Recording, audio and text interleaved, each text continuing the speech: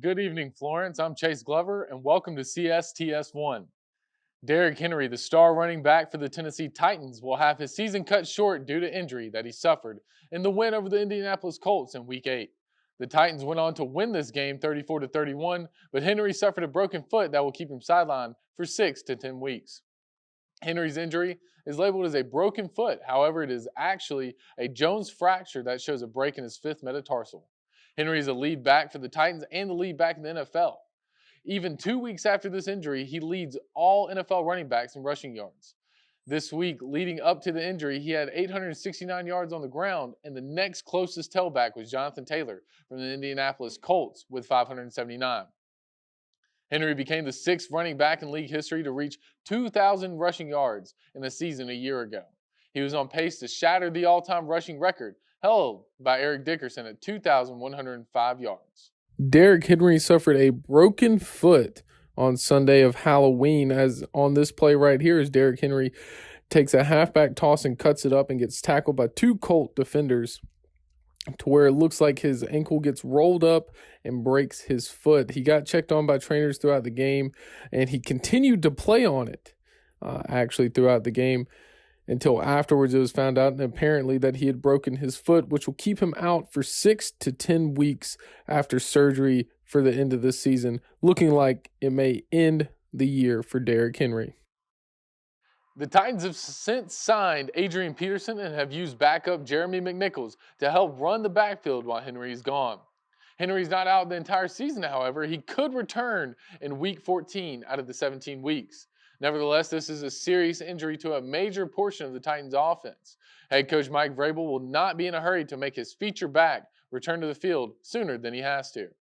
Henry will most likely miss the rest of the season unless there's a deep playoff run that the Titans make and need Henry's services. Now let's send it over to my partner, DeJuan Garner, for our next story. DeJuan? Thank you, Chase. Good evening, everyone. I'm DeJuan Garner of CSTS1. Saturday, October 23rd, 2021 is a day that many Braves fans, young and old, will remember for a long time. Let's show you why. Here's a 1-0. And on the ground, Swanson, he's got it to his feet, throw to first. There it is! The Atlanta Braves are going to the World Series! And the Atlanta Braves have exorcised the demons against the Los Angeles Dodgers. Now, Braves fans may remember last year in the 2020 NLCS when the Braves blew a 3-1 series lead against these same Dodgers. But this year, they went up 3-1 again. They lost Game 5 in Los Angeles. Had a lot of people worried. But in Game 6 this year, it was a different story. It just felt like throughout the whole playoff run that this Braves team was just different. It was just built to win. The magic is still there, and the Braves have punched their ticket to the Fall Classic. Eddie Rosario was named NLCS MVP, hitting .560 with 14 hits, tying the record for most hits in a postseason series, 3 home runs and 9 RBIs. The Braves will take on the Houston Astros in the World Series. Games 1, 2, and 6 and 7 will take place in Houston, and games 3 through 5 will be played in Atlanta. The Braves haven't won a World Series since 1995 and haven't played in a World Series since 1999. Let's see if the Braves magic can continue on long enough for the boys to win a championship. The Louisville Cardinal football team did something this past Saturday that only has been done one other time in their program's history. The Cardinals retired former quarterback and Heisman winner Lamar Jackson's jersey. Jackson joins Johnny Unitas as the only other player in Louisville history to have their jersey number retired in the program's history. Jackson is now an MVP and Super Bowl hopeful quarterback for the Baltimore Ravens in the NFL. During his collegiate career, however, Jackson broke record after record, which started during his freshman season. Jackson started at quarterback in 2015 as a freshman, where he had only 12 touchdowns and 8 interceptions. He then exploded in his sophomore year by accounting for 51 touchdowns overall, breaking Tim Tebow's record. He tossed 30 touchdowns, rushed for 21 more, and only threw 9 interceptions. Here on November 14, 2021, Lamar Jackson's number 8 jersey is officially retired by the Louisville Cardinals football organization. Lamar Jackson is over the moon about this. He becomes one of only 2 players in Louisville Cardinal football history to have their number retired. Number 8 is officially retired along with number 16, who is Johnny Unitas, another former Louisville Cardinal quarterback. Lamar Jackson speaks here about how much it meant to him to be a Louisville Cardinal on the day that they played Syracuse and won 41-3 this past Saturday. Lamar Jackson goes on and mentions how much it meant to be the ACC Player of the Year in 2016 and 2017, and how much it meant to win the Heisman as a Louisville Cardinal in 2016, and what it meant to him and how it helped him become the future of the Baltimore Ravens franchise. On November 14th, 2021 will be a historic day as it is dubbed Lamar Jackson Day. The 2021 World Series saw the Braves making even more history. It's well documented that the Braves had some position players that had some historical seasons in regards to the franchise's record books. However, the Braves made some World Series history as well. George Soler stepped to the plate in the top of the first inning and absolutely crushed a leadoff home run. Fernando Valdez becoming the first player in MLB history to hit a home run in the first at-bat of the World Series. The Braves would score 2 runs in the first inning on Soler's home run and an RBI double by Austin Riley that drove home Ozzie Albies. 1 run in the second inning when Soler drove in Travis Darnod on the fielder's choice, and 2 more runs in the third inning courtesy of a 2-run home run hit by Adam Duvall, becoming the first team in MLB history to score in each of the first 3 innings of a World Series game. In Game 4, Dansby Swanson became the 4th player in franchise history to hit a game-tying home run in the 7th inning or later. Right after Swanson accomplished that feat, George Soler clubbed the home run that gave Atlanta the lead and became the first player in World Series history with the leadoff and pinch hit home run. Swanson and Soler also became the first ever 8-9 hitter combo to hit back-to-back homers in a World Series game. The 2021 World Series is the 117th edition of baseball's Fall Classic. Seeing all the big names and premier teams that have appeared in a World Series says something about the history the Braves are making. If Atlanta wants to win this series and claim their first world title since 1995, they're going to need the bats to stay hot. Houston trots out one of the best lineups any big league team has to offer anytime they step on the field. If the Braves can keep the offensive onslaught up, their chances to win the series increases exponentially. The most impressive part about the offense of Atlanta is their mixture of patience and aggression. The Braves hitters have done an excellent job of working counts and jumping on mistakes made by pitchers. Let's see if the Braves strategy continues to work. If it does, Braves country has all the reason in the world to believe their team can come away with the franchise's 4th championship. The Carolina Panthers create some nostalgia for fans around the country as they sign a familiar face back to the squad. Former number 1 overall pick for the Panthers back in 2011, Cam Newton re-signed with the Panthers on a 1-year deal. The Panthers needed help at the quarterback slot as starter Sam Darnold is out for the foreseeable future with a fractured right scapula. This is a love story between the Panthers and Newton, as the quarterback has gone unsigned since the beginning of the season after being released by the New England Patriots in favor of the rookie Mac Jones. Cam Newton left the team in 2019 in pursuit of a better starting job, to where he found one in the Patriots system, starting 15 games for New England. Newton threw for only 5 touchdowns on the year and 6 interceptions while the starter for the team. Newton, famed for his Superman celebration that references Clark Kent ripping his shirt to expose the Superman S, looks to become the quarterback he once was for the Panthers. This would mean that Newton hopes to be the 2015 NFL MVP caliber player that he was, where he also led the Panthers to their singular Super Bowl appearance. This may be a mere marketing stunt for the Carolina Panthers to try and save an abysmal season with a reappearance of a fan favorite. However, Newton can be of service. Newton played his first game back in a Panther jersey this past Sunday against the Arizona Cardinals, where he scored 2 touchdowns to help lead the team to their win. Superman looks to be the hero all the fans and Panthers organization needs him to be. Bob Melvin is headed to San Diego and set to become the 22nd manager in Padres franchise history. When most think of Bob Melvin, they automatically think of the Oakland Athletics and his tenure there. Melvin is notorious for taking a rather quote-unquote less talented roster and getting more out of his players than anyone could possibly do. Year in and year out, Oakland has one of the smaller payrolls in all of baseball, yet Melvin always found a way to make them competitive. San Diego is the exact opposite.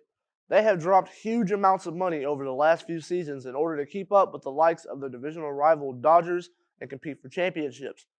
The Padres made the playoffs in 2020 before falling to the Dodgers in the NLDS, but failed to make the playoffs in 2021.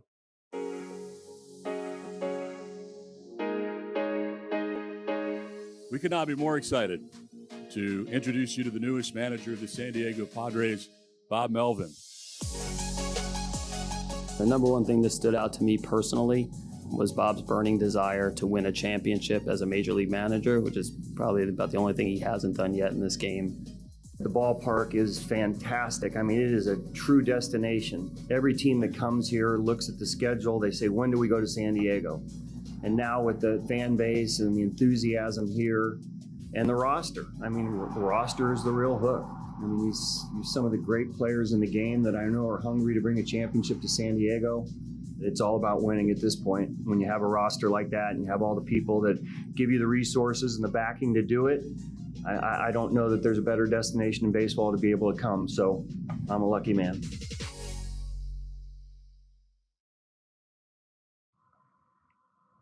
The Padres are loaded with talent. Fernando Tatis Jr. and Manny Machado anchor their lineup, and they have a strong supporting cast made up of people like Jake Cronenworth, Tommy Pham, and Eric Hosmer, just to name a few. The Padres' starting pitching staff contains the likes of Blake Snell, Yu Darvish, and Joe Musgrove, and their bullpen is just as loaded with talent anchored by closer Mark Melancon.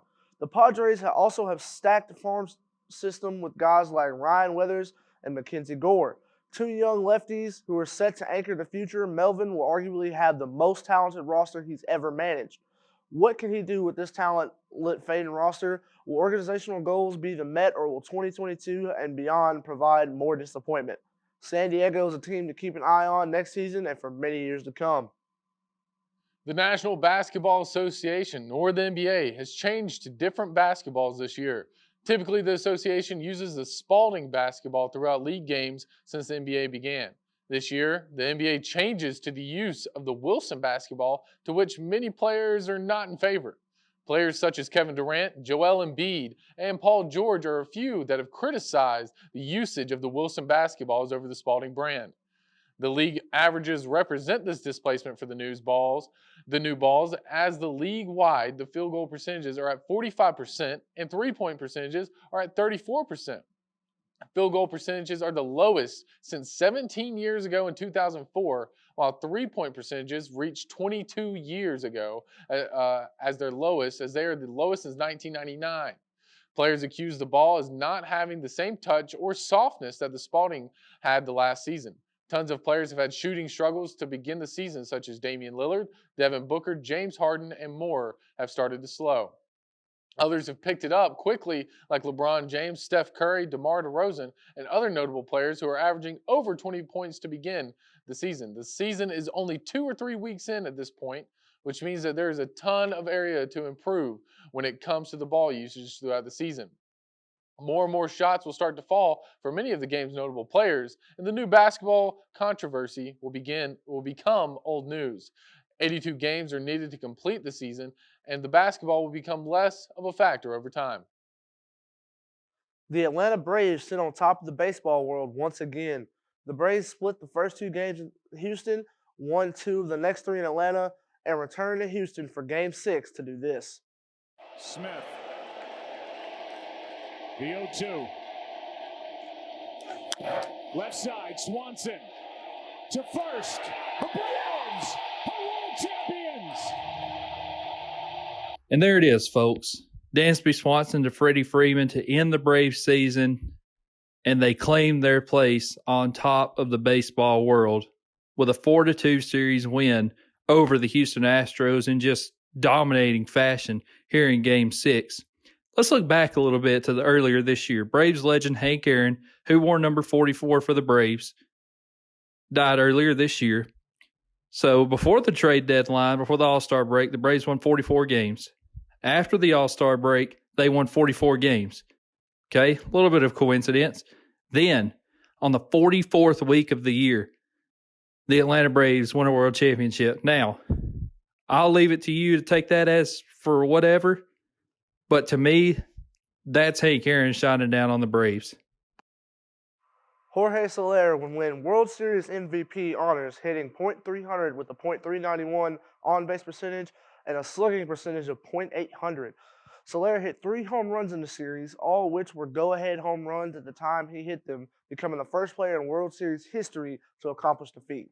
The MVP of NLCS and World Series, Eddie Rosario and Soler, respectively, were both deadline acquisitions that had never been accomplished before. With all the history the Braves made this postseason, it is only fitting that they win a championship and close the book on what was quite the fairy tale season.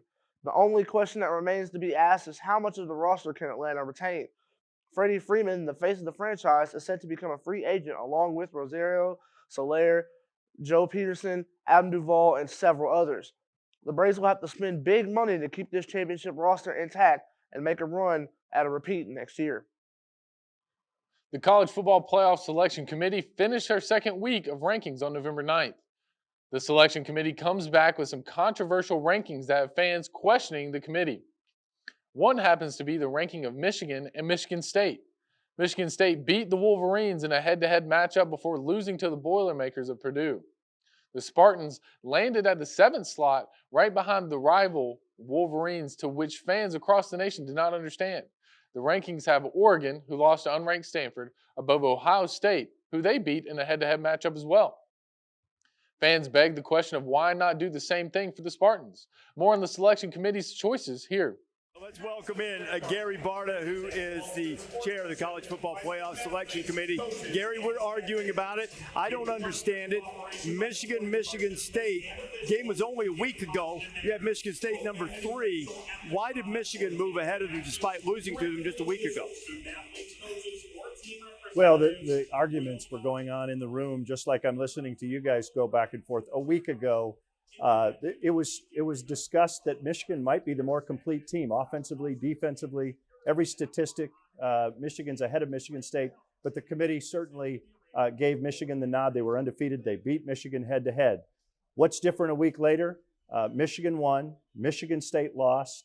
The discussion in the room went back and forth, very similar to what you're doing now. But at the end of the day, we felt as a committee that Michigan was a better team and to be ranked ahead of Michigan State this week. Stay tuned. We get to watch again next week. Jason Kokrak earned his 3rd win on the PGA Tour with his victory at the Houston Open in Houston, Texas. Kokrak recorded a first-round score of 68, a second-round 71, a third-round 66, and a final day score of 65.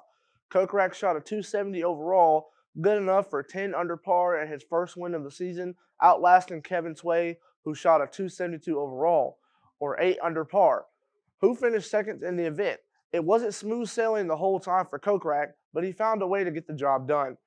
Kokrak got hot with the putter making a 13-footer for birdie at number 13, a 23-footer at number 14, and a 3-footer after a nice wedge shot at number 15 and a 3-footer at number 16 after being 2 shots behind with only 6 holes left to play. That's the mark of a true professional. Not every shot is a good shot. It's the ability to recover and score well that separates the men from the boys. The resilience professional golfers must possess is at an astronomical level. Even though they may seem calm, cool, and collective all the time, they feel the pressure with each passing hole. Kokrak earned $1.4 million with the win and 500 FedEx Cup points as well. Even though this event is a major tournament on the schedule, every point gained matters regardless of the tournament. At the end of the year, when the top 30 players in the FedEx point standings gather to play the championship series, Kokrak may very well be able to look back at this weekend and realize that this victory is a difference in him participating or spectating at the end of the year. Kokrak has now compiled 3 victories on tour in the last 13 months and will certainly look to carry the momentum into the rest of the season. When asked about his victory, Kokrak said, "Very blessed to be standing here. The next event on the tour schedule is the RSM Classic, which will be held in St. Simons Island, Georgia at Seaside Course. Robert Streh is the defending champion of this event. Can Kokrak go back-to-back, or will Streh defend his crown?" Lincoln Riley, the Oklahoma Sooners head football coach, coaches his last game for the Sooners as he has just accepted a head coaching position at the University of Southern California. USC has not had a consistent head coach since the departure of Pete Carroll. Riley will replace former USC head coach Clay Helton, who was fired earlier this season. Riley was name dropped for several head coaching vacancies such as Florida and LSU. Riley succumbed to several questions regarding joining one of the organizations before making the move to USC. Lincoln, what do you have to say? Shocked that you've gotten this far without anybody asking you about all the rumors this week?